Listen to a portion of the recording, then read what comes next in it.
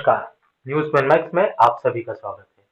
कर्मचारियों का 16 अगस्त से जो आंदोलन जारी था, जिस पर राज्य शासन द्वारा संस्था कर्मचारियों के लिए वेतनमान, कैडर व्यवस्था आदि के साथ महापंचायत आगामी दिनांक 15 सितंबर को लाल परेड ग्राउंड में दोपहर 2 बजे से राज्य शासन द्वारा निर्देश पत्र जारी किया गया। अब आंदोलन महापंचायत तक अनिश्चित कलमबंद आंदोलन को स्थगित किया जाता है। इसके संबंध में आज मंत्री अरविंद भदौरिया के बंगले पर पत्रकार वार्ता का आयोजन किया गया। 16 अगस्त से हड़ताल पर बैठे हैं। कुछ लंबे समय की डिमांड्स मांगे पेंडिंग है। उनके अध्यक्ष हमारे मित्र चौहान साहब हैं यहाँ पे और उनकी पूरी टीम यूनियन है।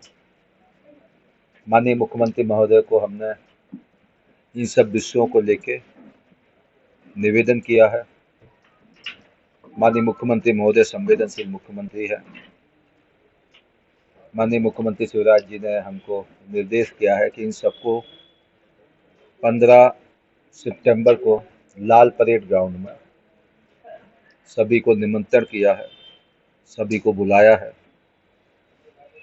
तो बी एस चौहान साहब से हमारी विस्तृत चर्चा हुई है। जो डिमांड्स है उन सब डिमांड्स के लिए मैं आज या कल में एक चरण में हमारी बातचीत हो गई। हमारे पीएस हम सब लोगों की माननीय सीएम साहब से विस्तृत हम डिस्कशन करेंगे और विधि सम्मत और कर्मचारी गणों के हित को देखते हुए मुझे लगता है कि कोऑपरेटिव के इतिहास में लंबे समय बाद हमारे कर्मचारियों के जो लगातार बहुत काम भी करते हैं, ऋण वितरण से काम, खाद वितरण से काम, बीज के काम, पीडीएस के काम, ऐसे हर जगह लगातार रात दिन लगे रहते हैं। उन सब के लिए अच्छा निर्णय होगा, ऐसे मैं आज माननीय मुख्यमंत्री महोदय से आज अभी एक कार्यक्रम में हम लोग साथ में थे, थोड़ा स्वास्थ्य खराब है का सब आज या कल में बैठ के इस पर हम डिस्कशन करके और इनका लीडरशिप में हमारे बी एस चौहान पूरी टीम उनके साथ बात करके और मुझे लगता है कि अच्छे निर्णय 15 तारीख की उसमें हम लोग निर्णय करेंगे। तो मेरा यही आपसे कहना है कि उस कार्यक्रम में सभी लोग आए। तो हमारे बी एस चौहान साहब, राष्ट्रीय अध्यक्ष अशोक मिश्रा जी, उन सबके लेटर पैड पर राजेंद्र अच्छी चीज़ें है। यानी एक ऑर्गेनाइजेशन नहीं है, ऐसे जो भी सहकारिता क्षेत्र में बाकी भी संगठन काम कर रहे हैं सभी ने एक मंच पे हैं। इसलिए अनिश्चितकालीन आंदोलन को स्थगित करने के लिए ऐसा लिखित में हमको अध्यक्ष महोदय ने ज्ञापन दिया है। तो मैं इनका धन्यवाद भी देता हूँ क्योंकि समाज के एक बड़े हिस्से हैं, समाज के और खासकर किसानों के हितों के संचालन के लिए एक बड़ी भूमिका अदा करते हैं। तो आज यह हड़ताल खत्म कर रहे हैं और 15 तारीख को मैं मीडिया के माध्यम से सभी सहकारिता के हमारे पैक्स सोसाइटी कर्मचारियों को मैं आग्रह भी करता हूँ, माननीय मुख्यमंत्री महोदय ने बुलाया है तो 15 तारीख को लाल परेड ग्राउंड में, और मुझे लगता है बहुत अच्छे निर्णय, बहुत अच्छे परिणाम रहेंगे। यही आप सबसे मुझे कहना था।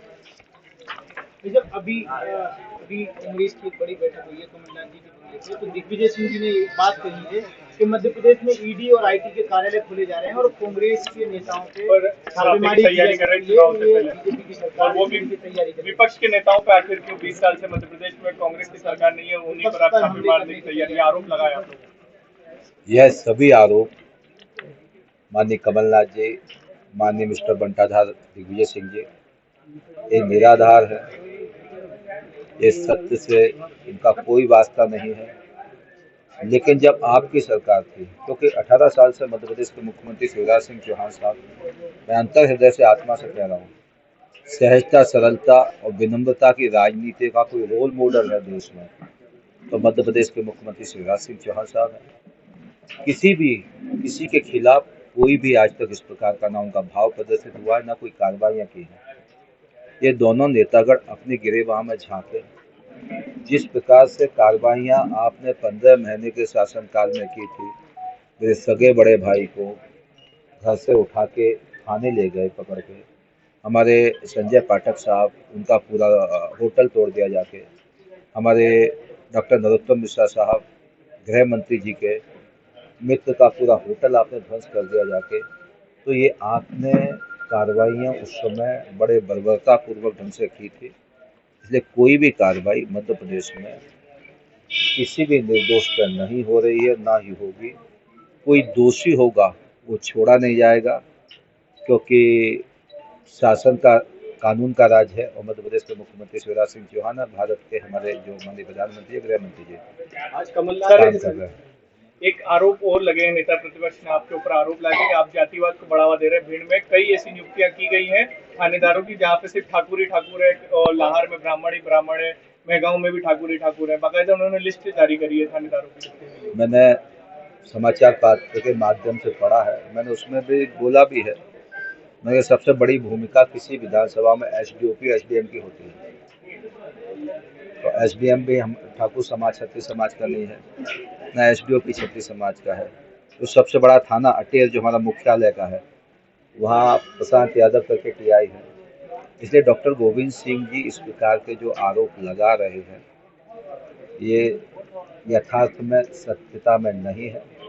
ये प्रशासनिक व्यवस्थाएं करने का काम और वहाँ पे पोस्टिंग होने का काम ये वहाँ के एसपी और आईजी इन लोगों का होता है। उनके कार्यप्रणाली जो टीआई वगैरह होते हैं, सक्षमता के आधार पर पोस्टिंग करते हैं। इसलिए हमारे नेता प्रतिपक्ष जी जो आरोप लगाए वो निराधार है। सर क्यों लगा रहे हैं इस तरीके के आरोप, वो भी चुनाव के करीब हाथ? ये आप उनसे पूछिए जाके क्यों लगा रहे हैं। मैं कह रहा हूँ ये निराधार है, इनका कोई वास्ता नहीं है और कभी इस प्रकार से कुछ होता भी नहीं है। निर्वाचन आयोग का पूरा सिस्टम रहता है, ईमानदारी से निर्वाचन होते हैं। अब पहले कांग्रेस की सरकार आ गई थी, उस समय भी तो हम थे ना, हमारे माननीय मुख्यमंत्री भारतीय जनता पार्टी की सरकार थी ना। तो इसलिए क्या होता है, मुझे लगता है कि कांग्रेस पार्टी हार के भय से इस प्रकार के अनर्गल बयान कर रही है। जो अभी हम देख रहे हैं, एक तरफ वातावरण जो है ना, अभी जन आशीर्वाद यात्राओं के माध्यम से गुंडागर्दी कर रहे हैं, नीमच में जाके पथराव कर रहे हैं, यात्रा में जाके कांग्रेस के लोग कर रहे हैं। तो जनता जनार्दन की कृपा से जब बम्पर मतों से अच्छे भाव से पूरे प्रदेश में एक अच्छा वातावरण बना है, उसको किस प्रकार से दूध में जो है ना नींबू निचोड़ने के काम कांग्रेस कर रही है। तो मुझे लगता है सब निराधार है। सर कांग्रेस की कमलनाथ की और सुरजेवाला जी की आज कांग्रेस की बड़ी बैठक है, इसके बाद ये भी हो सकता है कि पहली सूची जारी हो सकती है, इसमें क्या कहना है? वो 6 महीने पहले इसमें सर एक उम्मीदवार घोषित करेंगे, सर एक जोड़ रहे हैं। इसमें उन्होंने बीजेपी की तरफ से पर्यवेक्षक विधानसभा में लोकसभाओं के पर्यवेक्षक की नियुक्ति की है। बीजेपी जो कर रही है कांग्रेस मुझे लगता है कांग्रेस साल भर से इस बात को कह रही थी कि सबसे पहले सूची जारी करेंगे, हारी हुई सीटों पर सूची जारी करेंगे। ये उनका हालांकि अंदरूनी मामला है, उनकी अंतर कलह है, वो कभी भी सूची जारी करे, उनका स्वाभाविक अधिकार है और कांग्रेस का जो है ना सोचने का अलग तरीका हो सकता है। लेकिन भारतीय जनता पार्टी ने 39 कैंडिडेट घोषित किए हैं और मुझे लगता है बाकी कैंडिडेट भी ये पार्लियामेंट की बोर्ड के बैठक के बाद, हालांकि मेरा विषय नहीं है, लगातार चयन करते हुए अच्छे लोगों को, अच्छे व्यवस्थित लोगों को टिकट होंगे। इसलिए कांग्रेस के लोगों में परिवेक्षा के हुआ, मारापीटी हो रही है, गुंडागर्दी हो रही है, दादागिरी कर रहे लोग, खींचातानी कर रहे हैं। वो कांग्रेस का जो मूल चरित्र है, मूल कैरेक्टर है, अनुशासनहीनता की पराकाष्ठा में काम करने वाले लोग हैं। ना कोई नेता को सुन रहा, ना कार्यकर्ता उनके कार्यकर्ता को सुन रहा है। इसलिए उनके विषय है, वो उनके विषय में कब करेंगे कोई दिक्कत नहीं है। यहाँ तैयारी पूरी है, कार्यकर्ताओं के अथक प्रयास से, जनता जनार्दन की कृपा से और मुख्यमंत्री शिवराज सिंह चौहान साहब की जनहितैषी नीतियों के कारण भारतीय जनता पार्टी बीजेपी की तरफ से पर्यवेक्षक भेज रहे हैं वो लोग, आपकी कॉपी कर रहे हैं। मुझे लगता है कि इस देश की राजनीति में अध्ययन करेंगे, एक पॉलिटिकल संस्कृति निर्माण करने का काम कांग्रेस का रहा है। एक दूषित पॉलिटिकल संस्कृति निर्माण करने का भी कांग्रेस का रहा है। मैं आज आपको कह रहा हूँ कि भारतीय जनता पार्टी के नेता, हमारे देश के अध्यक्ष आदरणीय नड्डा जी हुए और भी सभी नेताओं ने, मैं आपको गंभीरता से कह रहा हूँ, जो राजनीतिक संस्कृति जो कांग्रेस ने डेवलप की थी उसको चेंज हुआ है और चेंज करने का कोई काम कर रहा है भारतीय जनता पार्टी कर रही है। विनम्रता के साथ, सहजता के साथ, सरलता के साथ जो राजनीति करेगा आज के समय में वही आगे चलेगा। सच्चाई यही है। तो ये जो इनकी दादागिरी, झटकेबाजी, गुंडागर्दी और यूथ कांग्रेस, फलाने कांग्रेस, ढिमके कांग्रेस, जो अहंकार की पराकाष्ठा थी, तो जनता जनार्दन ने ढेर कर दी है। ऐसे कोई भी पार्टी होगी, विनम्रता के साथ भारतीय जनता पार्टी काम करती है, सहजता सरलता के साथ काम करती है। और भारतीय जनता पार्टी की एक जिसको कहते हैं कार्य पद्धति है, दो प्रकार के आचार विचार संस्कार, एक कार्य पद्धति। इस कार्य पद्धति को अगर कांग्रेस एडॉप्ट कर रही है तो अच्छी बात है, एडॉप्ट करिए, पर्यवेक्षक बनाइए, लेकिन उनका स्वयं के कल्चर में इस प्रकार की बातें नहीं है। गुटबाजी की पराकाष्ठा के लोग हैं, हालांकि उन पर मुझे कुछ कहना भी नहीं है। 100% भारतीय जनता पार्टी के पक्ष में जनता जनार्दन का मत है। मैं प्रभारी मिनिस्टर हूँ सागर का, मैं कल वहीं था, मैं कल सागर ही था।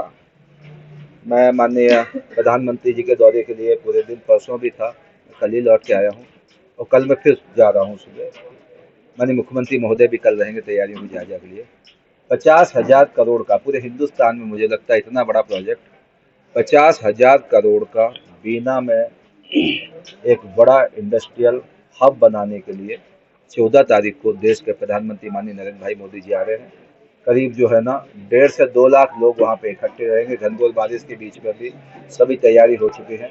और 40,000 करोड़ रुपए रिवर इंटरलिंकिंग, जो देश के प्रधानमंत्री अटल बिहारी वाजपेयी जी का जो सपना था, तो रिवर इंटरलिंकिंग का भी देश का सबसे बड़ा योजना कैन बेतवा को जोड़ने का 40,000 करोड़ का एक, तो टोटल 90,000 करोड़ रुपए से बुंदेलखंड की तकदीर और तस्वीर संभालने का काम होने वाला है। तो 14 तारीख के कार्यक्रम की बहुत अच्छी तैयारियां, मैं वहीं आज चला जाऊंगा और मैं 14 तक वहीं रहूंगा। उसके बाद अच्छा कार्यक्रम हम लोग करेंगे। सर, आज 1,000 करोड़ का सरकार कर्ज उठा रही है मार्केट से। कांग्रेस आरोप लगा रही है कि मध्य प्रदेश का एक एक नागरिक कर्ज के तले दबता जा रहा है, क्योंकि 4.25 लाख करोड़ का कर्ज मध्य प्रदेश पर हो चुका है। मैं कोई जनता जनार्दन के लिए, जनता जनार्दन की सुविधाओं के लिए, जनता जनार्दन की सड़क बिजली पानी के लिए, इंफ्रास्ट्रक्चर के लिए, लाडली बहनाओं को सम्मान देने के लिए, ये सरकार की पद्धति होती है।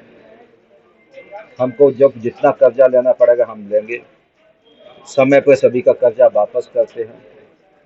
ये जो है ना आईफा अवार्ड में कमलनाथ जी के समय में जैकलिन फर्नांडीज के साथ डांस करने के लिए कर्जा नहीं लिया जा रहा है।